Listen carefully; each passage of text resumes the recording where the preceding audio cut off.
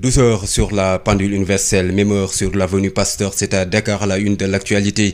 La pandémie de Covid-19 ne faiblit pas au Sénégal. Le cap des 9000 cas franchis après 136 nouvelles infections enregistrées au cours des dernières 24 heures. Le pays déplore 3 nouveaux décès, 177 au total. Diourbel a recensé son 6e décès lié à la maladie. La pandémie gagne du terrain dans la région et sur toute l'étendue du territoire. À moins de 2 semaines de la célébration de l'Aïd el-Kébir, les gestes barrières ne sont plus respectés face à l'effervescence liée à la fête, la Tabaski, qui sera d'ailleurs célébrée le 31 juillet chez la Commission nationale de concertation sur le croissant lunaire dirigée par Mourchid Iyane Thiam confirme. Dans ce journal, il sera également question de ces dernières pluies intermittentes notées sur presque toute l'étendue du territoire. Le directeur de la prévention et de la gestion des inondations rassure, la situation est sous contrôle.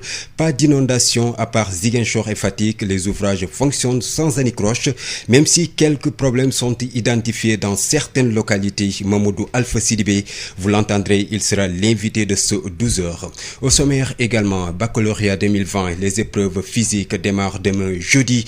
Alors que les élèves sont restés 5 mois sans cours d'éducation physique, vont-ils pouvoir du coup faire face aux épreuves d'endurance? Cette question inquiète les professeurs d'EPS qui s'interrogent aussi sur les mesures d'accompagnement. L'actualité internationale sera remise et la revue de presse de Adja Ndeye Marième Ndiaye va compléter cette session d'information mise en onde aujourd'hui par Hassan Thioune. Les détails, c'est après ceci. Babacar Samb qui vous dit bonjour, bienvenue et merci d'écouter sur FM Sen Radio pour vous informer l'actualité que nous débutons avec la pandémie de Covid-19. La Covid-19 qui poursuit sa progression dans le pays. 9121 cas d'infection sont désormais recensés après 136 nouvelles contaminations enregistrées ces dernières 24 heures, dont 35 communautaires identifiés entre Dakar, Thiès, Kaolack, Saint-Louis, Touba et Ziguinchor. Le pays déplore au total 177 décès. 3 personnes ont été emportées hier par le virus. Le point sur la situation du jour avec Dr El Hadji Malick Ndiaye, directeur de la prévention. Sur 1244 tests réalisés, 136 sont revenus positifs, soit un taux de positivité de 10,93%.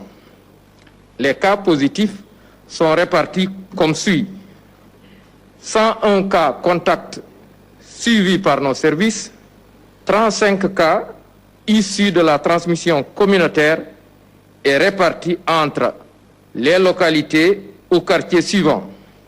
Thiès 5, Mbour 3, Guédiawaye 2, Liberté 6 2, Pikine 2, Sicap Baobab 2, Ziguinchor 2, Colobane 1, Dakar Plateau 1, Grand Médine 1, HLM 1, Kaolack 1, Keur Massar 1, Mariste 1, Médina 1, Niary Tally 1, Nord Foire 1, Parcelles Assainies 1, Rufisque 1, Saint-Louis 1, Thionck-Essyl 1, Touba 1, Yoff 1 et zone de captage 1. 64 patients hospitalisés ont été contrôlés négatifs et déclarés guéris. 39 cas graves sont pris en charge dans nos services de réanimation. 3 décès ont été enregistrés ce mardi 21 juillet 2020. L'état des autres patients est resté stable. À ce jour, 9121 cas ont été déclarés positifs, dont 6108 guéris, 177 décédés et donc 2835 sous traitement. Le ministère de la Santé et de l'Action sociale présente ses condoléances aux familles éplorées, souhaite un prompt rétablissement aux patients encore dans nos services. Le ministère de la Santé et de l'Action sociale exhorte les populations au respect strict des mesures de prévention individuelle et collective et rappelle encore une fois aux populations l'importance de respecter la distanciation physique d'au moins 1 mètre dans les lieux publics et rassemblements, le port obligatoire de masques et enfin le lavage fréquent des mains. Le ministère de la Santé et de l'Action sociale vous remercie. À l'instant, Dr El Hadji Mamadou Ndiaye, directeur de la prévention. Diourbel enregistre son 6e cas de décès lié au nouveau coronavirus. La pandémie gagne du terrain dans la région à moins de 2 semaines de la fête de Tabaski. Adama Ndiaye. La pandémie de la Covid-19 continue de progresser au niveau du district sanitaire de Diourbel avec son lot de morts à moins de 2 semaines de la fête de la Tabaski. Ainsi, le district sanitaire de Diourbel vient d'enregistrer son 6e cas de décès depuis le début de la pandémie. Le district a enregistré au total 44 cas, dont 19 issus de la transmission communautaire et 26 cas contacts. Il y a eu 36 cas qui ont été guéris, 6 décès et 2 malades sous traitement. Pour rappel, un cas a été soustrait des cas de traitement car il a été comptabilisé par le district sanitaire de Touba. L'approche de la Tabaski est favorable à la propagation du virus car les mesures barrières édictées par les autorités sanitaires sont foulées aux pieds au niveau des marchés et des forages. Diourbel, Sud FM, Adama Ndiaye. Adama Ndiaye, la pandémie de Covid-19 qui continue sa progression dans notre pays, une situation qui inquiète le RTAS qui tire la sonnette d'alarme. Le Rassemblement des travailleurs africains au Sénégal demande au pouvoir public le renforcement des mesures de contrôle et de sanction des contrevenants aux obligations prescrites par les autorités sanitaires dans le transport public, les marchés et autres lieux publics. Il s'agit de lutter vigoureusement contre le laisser-aller. C'est ce que nous dit en tout cas Momar Samb, le secrétaire général du RTAS, joint par Ndeye Mariam Ndiaye. Nous, ce que nous voulons aujourd'hui, c'est tirer la sonnette d'alarme sur 2 choses. D'abord, en direction des populations, demander vraiment, appeler à renforcer la vigilance pour se préserver de la maladie, mais surtout pour préserver les personnes vulnérables, surtout ceux du 3e âge, ceux qui portent des maladies chroniques, etc. Deuxièmement, pour les pouvoirs publics, nous pensons que les pouvoirs publics, l'État en particulier, doit renforcer les mesures de contrôle et de sanction. Parce qu'il y a des contrevenants au niveau du transport, au niveau des marchés, au niveau des services publics, etc. Or, les recommandations qui ont suivi pour accompagner, disons, l'assouplissement de la situation ont amené l'État à très clairement les mesures qui sont édictées par les autorités sanitaires. Nous pensons qu'aujourd'hui, l'État doit renforcer sa présence selon les formes qu'il pourrait indiquer ou déterminer, mais de manière draconienne, obliger les gens à porter les masques ou les sanctionner. Il doit également assurer un travail de surveillance et de contrôle dans ces différents secteurs, le transport, les marchés, etc., les lieux publics fréquentés par les populations. Je pense que nous ne devons pas relâcher. Et ce relâchement-là, psychologiquement, est en train de pénétrer les gens. Les gens vont dans les mosquées de manière inconsidérée, ils vont au marché de manière inconsidérée, dans les transports de manière inconsidérée. C'est inadmissible. Nous devons tirer la sonnette d'alarme. Il faut que tout le monde prenne conscience du danger qui est là. On va vers une catastrophe si nous ne nous ressaisissons pas tous ensemble. Parce qu'aujourd'hui, c'est tous ensemble, toute la communauté, et à mon avis, toutes les forces politiques, syndicales, civiles doivent se mobiliser pour ça. Voilà un peu le du cœur, quoi. À l'instant, Momar Samb, le secrétaire général du RTAS, le Rassemblement des travailleurs africains au Sénégal.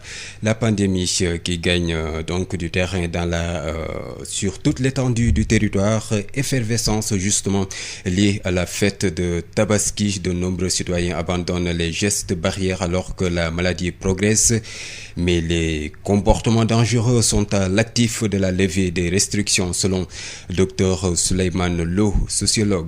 Les précisions avec Seigneur. Transport urbain, interurbain pris d'assaut, marché et foirailles bondés. on s'agglutine dans les lieux publics et les événements familiaux rassemblent de plus en plus de monde sans masque, sans distanciation sociale. La Tabaski accélère ces attitudes dangereuses qui propagent la Covid-19. Les gestes barrières sont abandonnés et cela ne surprend pas le docteur Souleymane Lo, sociologue. Il lie la situation à la levée des restrictions. On vit avec le virus sur ordre du gouvernement. À mon avis, ce n'est pas une question de la Tabaski qui aurait un effet dans l'oubli concernant donc la présence de la maladie, mais que la conséquence première vient de la décision donc du gouvernement lorsque, en tout cas, l'état d'urgence et le couvre-feu ont été levés, prétextant qu'il faut vivre avec le virus. Alors, vivre avec le virus, ça revient effectivement de libérer donc la population et que les gens dans leur tête aussi se sont dit, il n'y a pas autre solution que de vivre avec donc le virus. Le gouvernement, l'État nous a demandé de vaquer à nos préoccupations parce que l'économie vaut plus que donc la santé. Alors donc il n'y a plus rien à faire. Il faut que chacun aille faire ce que bon lui semble et que ne plus donc rester à la maison, etc., etc. Et même donc, je l'avais dit précédemment que même le port le respect donc des mesures barrières, c'était une façon de dire pour l'État. Mais l'État a été donc le premier à abdiquer et qui aujourd'hui invite tout le monde donc à véritablement se comporter comme ça se constate actuellement. Toutes les activités et autres événements prennent désormais le dessus sur la lutte contre la pandémie. De nombreux citoyens rejettent les gestes barrières et ils sont déterminés à passer cette fête de Tabaski en famille, peu importe les risques. La Covid-19 risque de se propager dans les localités les plus reculées du pays. Issegnan, la fête de l'Aïd el-Kébir, la date de la célébration est connue, ce sera le vendredi 31 juillet, si l'on se fie au résultat de l'observation de la Lune effectuée mardi, précise l'astronome Maram Kairé qui indique que la Lune a été aperçue dans plusieurs localités du pays et même à l'étranger. La Commission nationale de concertation sur le croissant lunaire confirme la date du 31 juillet. La commission s'est réunie hier. Et elle affirme que la Lune a été aperçue dans plusieurs endroits du pays. Tabaski 2020 toujours face à la crise économique liée à la Covid-19, le musulman doit dépenser uniquement selon ses moyens et le Créateur va le récompenser. Éclairage de l'imam de la grande mosquée de Liberté 6 Nord en face du camp pénal. Amadou Mokhtar Ndiaye revient sur les bêtes à sacrifier et précisément sur les 13 types de moutons à ne pas sacrifier le jour de la Tabaski. Imam Amadou Mokhtar Ndiaye avec il faut qu'elle soit saine, valide et ne comportant aucun défaut ou handicap. Par conséquent, il y a 13 types de bêtes qui ne remplissent pas les conditions d'un sacrifice. Une bête manifestement malade, une bête visiblement boiteuse, une bête borgne dont le défaut est visible, une bête aveugle, une bête maigre, une bête qui a une bouche puante, c'est-à-dire une mauvaise haleine, une bête muette, l'amputée d'une corne, d'une oreille, l'amputée d'une queue, une bête qui traîne d'une diarrhée persistante, une bête issue d'un croisement d'espèces différentes et enfin une bête qui saigne en abondance au niveau des oreilles, des cornes ou même au niveau de la queue. Voilà des défauts qui, une fois constatés chez une bête, cette dernière ne pourra plus être présentée en sacrifice. Donc nous lançons un appel à ceux qui désirent acheter un bélier de faire très attention pour ne pas tomber sur ces genres de bêtes. Cette année, on assistera à une Tabaski spéciale avec la pandémie du coronavirus. On risque de voir, n'est-ce pas, des pères de famille qui ne vont pas accomplir le sacrifice de la Tabaski, mais qu'ils sachent que la Tabaski est avant tout un acte sunna commandé à tout musulman capable de l'accomplir. Donc, le fait de ne pas sacrifier une bête ne fera l'objet d'aucun péché. Et qu'il sache que le prophète Mohammed avait sacrifié 2 béliers, un pour lui et sa famille, l'autre pour tout musulman de sa nation dépourvu de quoi sacrifier. Donc le fait de ne pas sacrifier une bête ne fera l'objet d'aucun péché, parce que c'est un acte purement sunna à celui qui est capable de l'accomplir, bien entendu. Sud FM. Après les dernières pluies intermittentes notées sur presque toute l'étendue du territoire, la situation est sous contrôle. Pas d'inondation à part Ziguinchor et Fatick. Les ouvrages fonctionnent bien malgré quelques problèmes notés dans certaines localités. Le directeur de la prévention et de la gestion des inondations au ministère de l'eau et de l'assainissement, Mamadou Alpha Sidibé, et avec El Hadji Malick Ndiaye. Sur le constat que nous avons fait, globalement, les ouvrages sont bien comportés, même si on a constaté ça et là quelques problèmes. Et des problèmes qui sont liés plus à une question de mobilité, parce que tout simplement, par moment, les ouvrages qui ont été curés, nettoyés, ont été malheureusement encore obstrués par des dépôts d'ordures qui sont souvent nuitamment déposés par les populations. Et peut-être que c'est le lieu aussi de profiter pour lancer un appel aux populations pour leur dire que compte tenu des prévisions saisonnières qui font que cette année, nous aurons certainement beaucoup de pluie, il faudrait que chacun, dans son quartier, dans sa zone, soit vigilant et soit un peu le surveillant ou alors le gardien des ouvrages qui existent dans sa zone. Parce que ceci va nous permettre tous, effectivement, de prévenir les inondations. Même si, il faut le dire, le risque zéro en termes d'inondation n'existe pas. Est-ce qu'il y a des zones touchées après ces pluies? Oui, tout de suite, en vous faisant un peu les différents relevés ou de pluies qui ont été notés ces derniers jours, je vous ai indiqué un certain nombre de villes. Je vous dis que si on prend Dakar, vous verrez que globalement, la situation est sous maîtrise. Nous avons constaté quelques petits problèmes de mobilité au niveau de l'autoroute, au niveau des HLM. Et je vous expliquais que ça, c'était lié au fait que l'ouvrage était obstrué par des dépôts d'ordures. Et nous avons aussi constaté, comme vous avez dit, des inondations aussi dans la ville de Ziguinchor. Un peu à Fatick, parce qu'à Fatick aussi, on a eu 90 mm de pluie qui ont fait que la route qui donne sur le quartier Ndiaye, et un peu au niveau du garage, on a constaté aussi des inondations. Mais globalement, au niveau national, je vous dis que la situation est sous maîtrise. Jusque-là, on peut dire qu'on n'a pas constaté vraiment des inondations qui peuvent entraîner des dommages pour les populations. À l'instant, les précisions du directeur de la prévention et de la gestion des inondations au ministère de l'eau et de l'assainissement, Mamadou Alpha Sidibé, sera l'invité de ce 12h.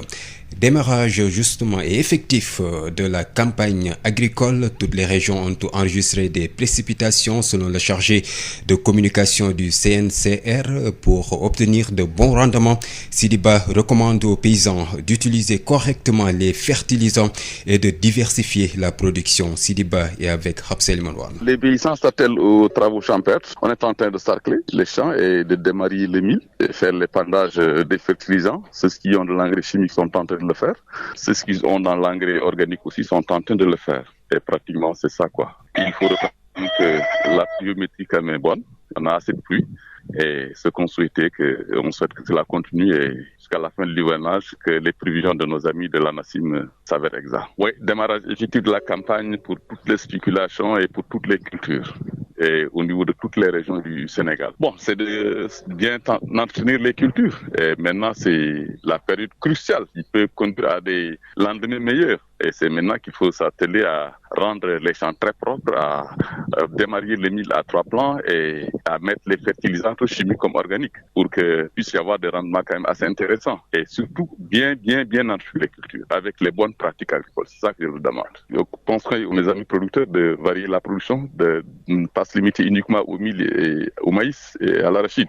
Cultiver le riz, cultiver le niébé, cultiver le sésame, et diversifier les cultures pour augmenter les revenus des exploitations familiales. C'est ça notre objectif, c'est ça la vision du CNCR. On est dans toutes les filières et je pense que tous les acteurs des filières, oignons, riz et tout le monde doit s'y mettre, faire de sorte que la production soit variée au niveau des exploitations familiales pour augmenter le revenu de ces exploitations-là et maximiser les chances de réussite des cultures. Contre des sachets plastiques et sanctions contre les contrevenants, la sortie hier du ministre de l'Environnement est qualifiée de paradoxale par l'UNACOIS, l'organisation qui estime qu'on ne peut pas autoriser son entrée dans le territoire national et ensuite interdire sa vente. Aladjan, directeur exécutif de l'UNACOIS, propos recueillis par Rapsel Manouane. Nous nous inscrivons en faux par rapport à ce qu'il a dit, puisque nous avons constaté un paradoxe de la démarche du gouvernement. On ne peut pas autoriser un produit à entrer dans le pays par un service et un autre service de l'État l'interdit. Ça ne doit pas se faire parce que si le produit est entré dans le territoire, c'est parce que c'est accepté, parce qu'on a payé la douane. Et en même temps, un autre service de l'État, par exemple la direction de l'environnement, vient interdire en menaçant les commerçants. Nous ne sommes pas d'accord et ce n'est pas une bonne pratique. Et c'est une démarche paradoxale, puisqu'on ne doit même pas interdire le produit si on n'a pas un produit de substitution. Par exemple, les emballages plastiques, on peut les remplacer par les emballages papier. L'État n'a rien fait pour que les emballages en papier soient dans le marché avant la pénétration des emballages plastiques. Alors que si on avait interdit l'entrée, le convoyeur lui-même peut retourner le produit là où il vient, ou bien on peut l'envoyer dans un autre pays. Mais on ne peut pas autoriser son entrée dans le pays en payant la douane et en même temps constater, des saisies par un autre service de l'État.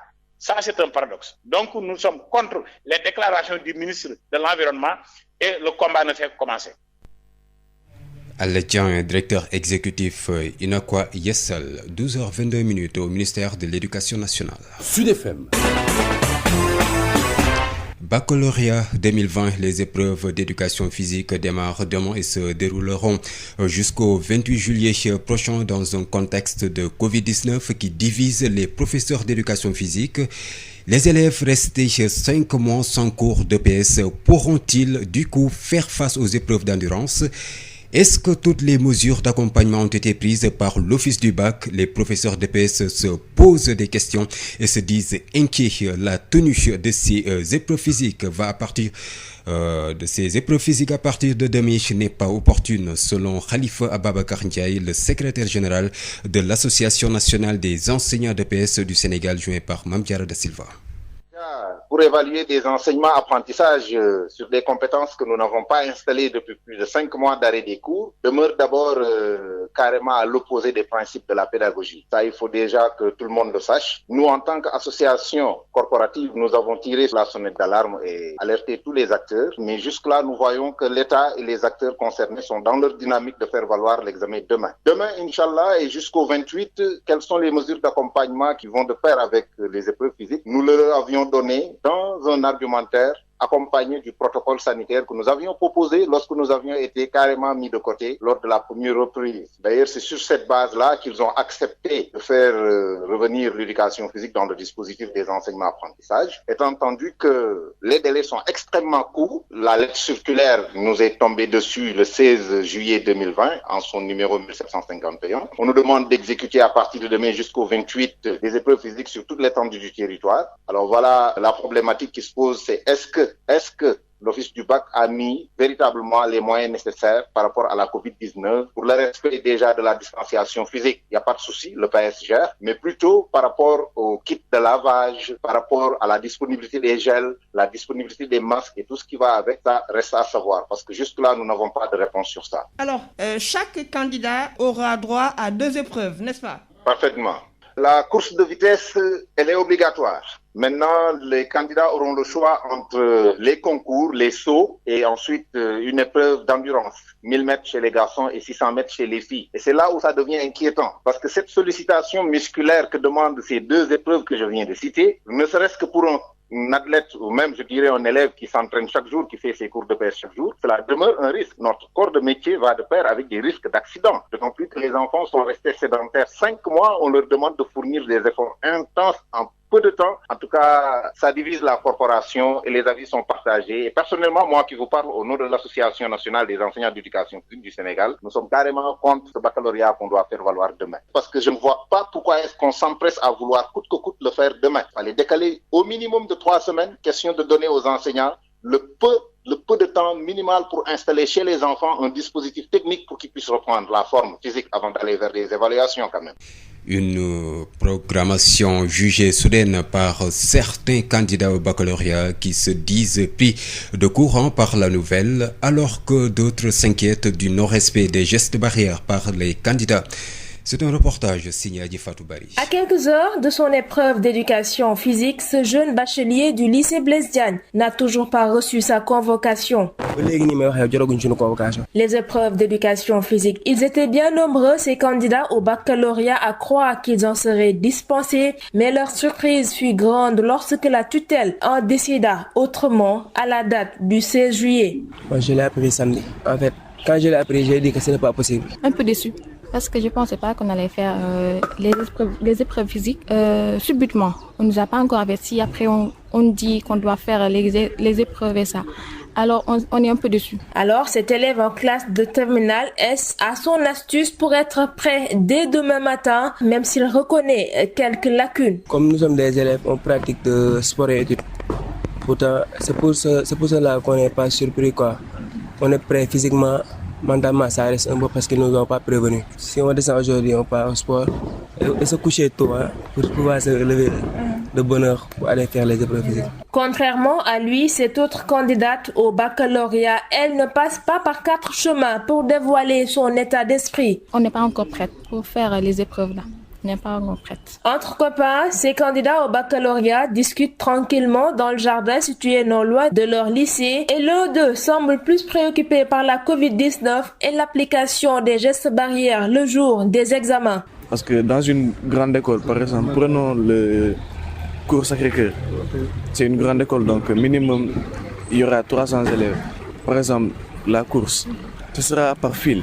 Donc certains ne vont pas respecter les mesures barrières. Après 4 mois d'arrêt des cours d'éducation physique, les candidats au baccalauréat, au BFM et à l'entrée en 6e seront obligatoirement soumis à ces épreuves d'éducation physique, des épreuves qui, pour les candidats au baccalauréat, seront pour cette année composées de sauts et de courses uniquement.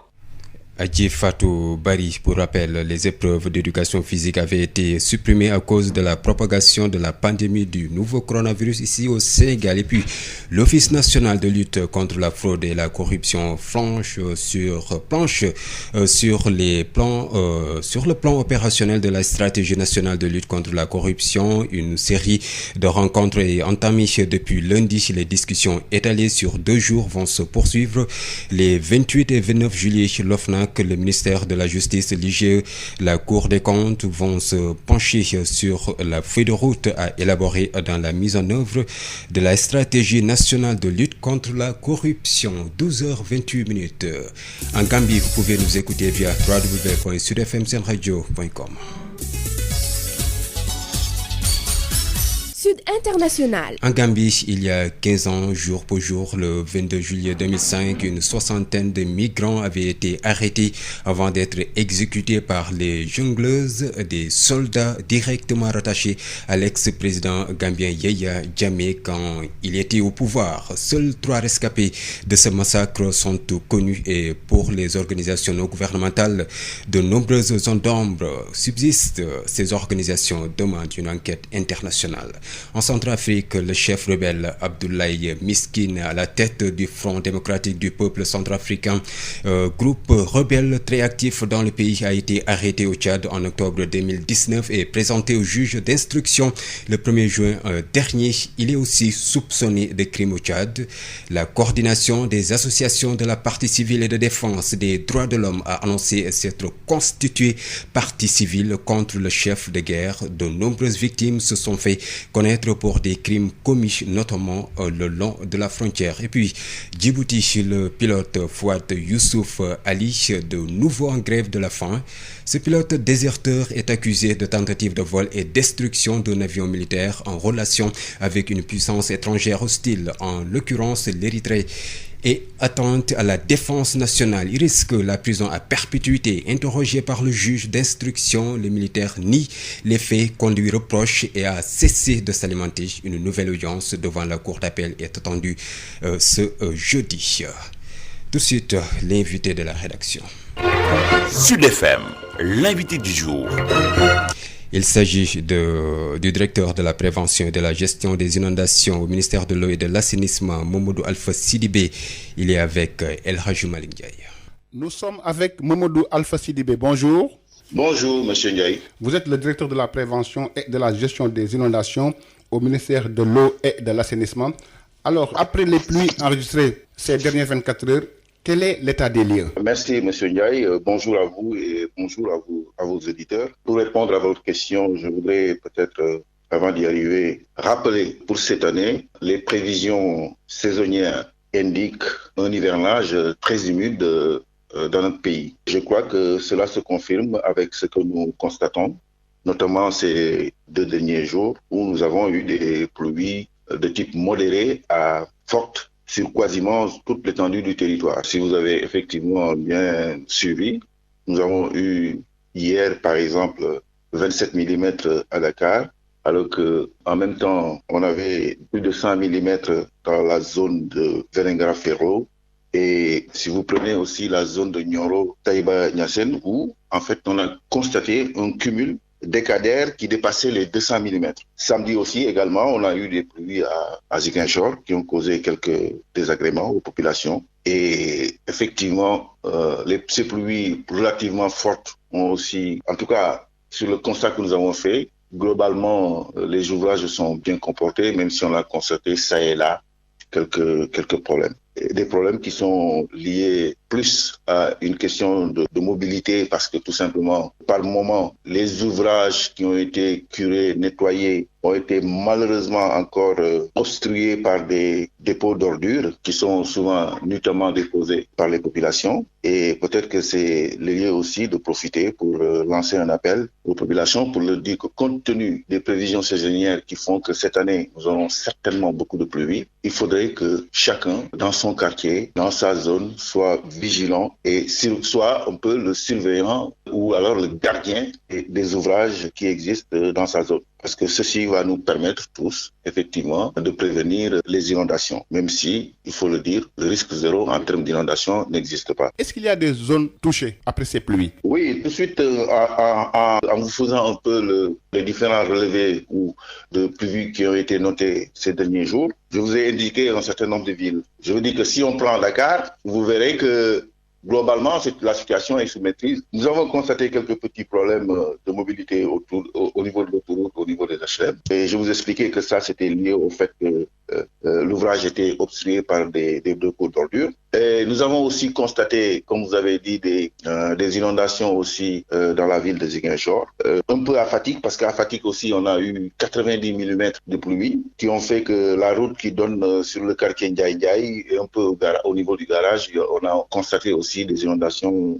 Mais globalement, au niveau national, je vous dis que la situation est sous maîtrise. Jusque-là, on peut dire qu'on n'a pas constaté vraiment des inondations qui peuvent entraîner des dommages pour les populations. Quel est le dispositif mis en place? Alors, le dispositif qui est mis en place en général pour gérer les inondations, je veux dire qu'il est de plusieurs types, si vous voulez. Le premier dispositif, c'est le dispositif en termes de gouvernance. Vous savez que l'État est organisé pour gérer les inondations. Nous avons ce qu'on appelle un comité national de gestion des inondations qui regroupe en fait tous les acteurs qui interviennent de près ou de loin dans la gestion des inondations. Alors ce comité national-là, il a des démembrements au niveau des régions avec le comité régional et au niveau du département. Donc au niveau de la région, il est présidé par le gouverneur. Au niveau du département, il est présidé par le préfet qui, en termes de coordination et de mise en cohérence des actions de l'État, en fait, préside toutes ces activités-là et coordonne un peu tous les acteurs. Maintenant,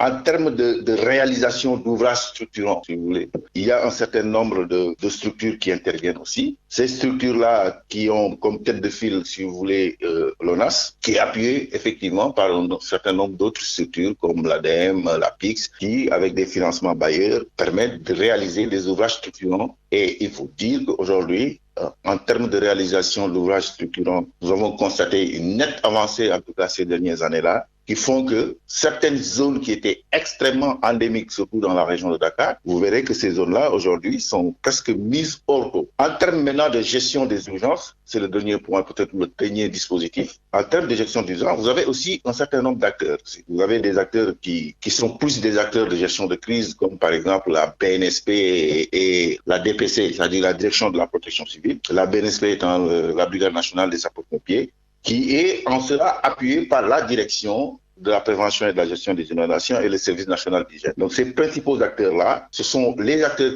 que vous verrez plus présentement sur le terrain, dans les zones inondées. Et ces acteurs-là, ils interviennent avec un levier qu'on appelle la matrice d'action prioritaire. Une matrice d'action prioritaire qui est en fait, si vous voulez, un plan d'action défini par ces acteurs-là et qui, chaque fois qu'il y a, si vous voulez, urgence, interviennent immédiatement. Donc, présentement, si vous allez dans certains quartiers de la banlieue, vous verrez qu'il y a des activités qui sont en train d'être mises en œuvre. Je pense, par exemple, au Marigot de Mbao, où depuis hier, on est en train de mettre en place un dispositif qui va permettre d'endiguer, si vous voulez, un peu ce marigot-là par rapport un peu aux entrées des eaux de mer au niveau du marigot liées un peu à une marée haute. Donc nous avons déjà trouvé un certain nombre de sacs à terre, environ 3000 sacs à terre qui vont être au plus tard aujourd'hui et demain mis en place pour un peu permettre en fait de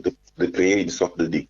Le dispositif de d'écrêtage aussi du marigot va être incessamment fonctionnel avec la Brigade nationale des sapeurs-pompiers. Donc il faut dire que si on sort de Dakar, les dispositifs aussi sont en train d'être déployés comme dans des villes comme Touba, dans des villes comme Kaolack, un peu comme Kaffrine. Donc tous ces dispositifs-là vont être déployés et que donc en tout cas on part dans l'optique que certainement le mois d'août et de septembre vont être plus pluvieux et donc nous allons en tout cas aller crescendo sur les moyens, sur les dispositifs qui seront mis en place pour un peu avoir un bon maillage sur les différentes zones d'inondation que nous avons déjà répertoriées et que nous connaissons. Oui. Mamadou Alpha Sidibé, je vous remercie. Merci, c'est moi.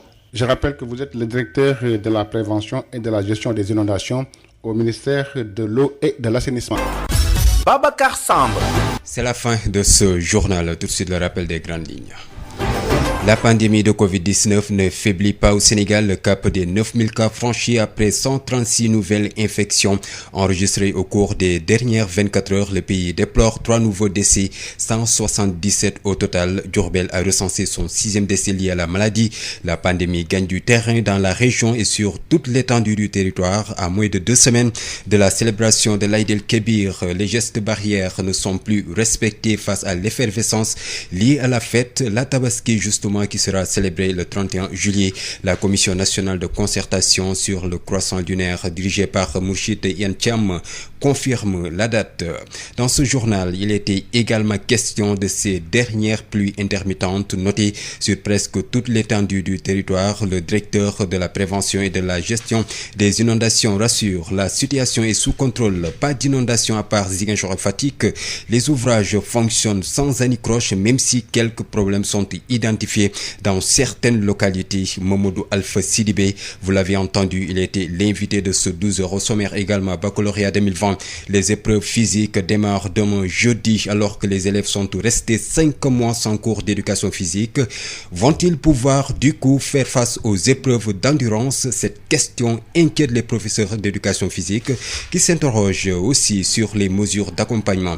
L'actualité internationale était de mise. La revue de presse de Adjandé Mariam Diaye a complété cette session d'information mise en onde aujourd'hui par Hassan Thioune. À partir de 13h, vous aurez El Hadj Maodo Faye pour le journal Wolof. D'ici là, portez-vous bien.